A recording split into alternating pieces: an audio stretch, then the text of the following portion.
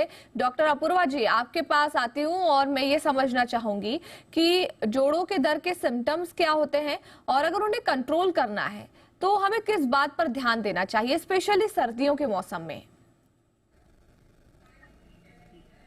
जोड़ों के दर्द के जो सिम्टम्स होते हैं, जनरली ऐसा होता है कि अगर हम ओल्ड एज में देखें, आर्थराइटिस वाले लोगों की उसमें देखें, तो ओल्ड एज में जो जॉइंट्स होते हैं वो बहुत ज़्यादा सिकुड़ जाते हैं, बहुत ज़्यादा टाइट हो जाते हैं। उसकी वजह से क्या होता है कि हमारी ब्लड प्रॉपर उस जगह पहुंचती है।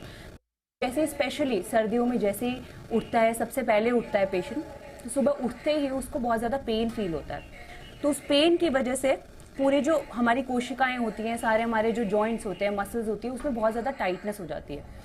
लेकिन अभी सबसे पहले ये जानना जरूरी है, बहुत सारे रीजंस हो सकते हैं जिसकी वजह से ये सब कुछ होता है, बहुत सारे रीजंस हो सकते हैं।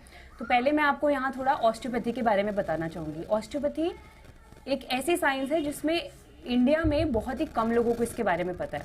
अगर आप देखिए यूएसए, लंदन, कनाडा में तो ऑस्टियोपैथी के बारे में बहुत सारे लोग जानते हैं। वहां पर every other doctor is an osteopath. But हम ऑस्टियोपैथी में बहुत सारे रीजंस, डिफरेंट रीजंस होते हैं जिसकी वजह से हमारे जॉइंट्स में पेन हो जाता है। तो जैसे कि डॉक्टर साहब ने बताया कि एक रीजन होता है कि हमारी मसल में टाइटनेस होती है, हमारा सर्कुलेशन पर पहुंच पा रहा है, जिसकी वजह से ये सारी प्रॉब्लम्स होती है। तो ऑस्टियोपैथी में हम ये कहते हैं, ये एक ऐसी साइंस है जिसमें हम बिना दवाइयों के इन सब चीजों को ठीक कर सकते हैं।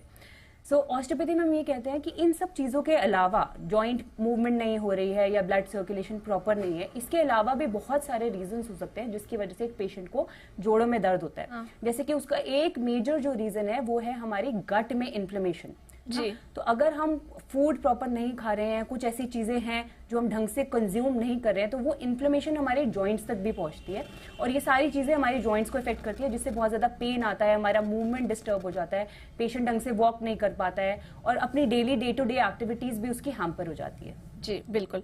तो देखिए ट्रीटमेंट क्या हो सकती है और साथ ही क्या सिम्टम्स हो सकते हैं, इस पर अपूर्वा जी ने हमें जानकारी दी।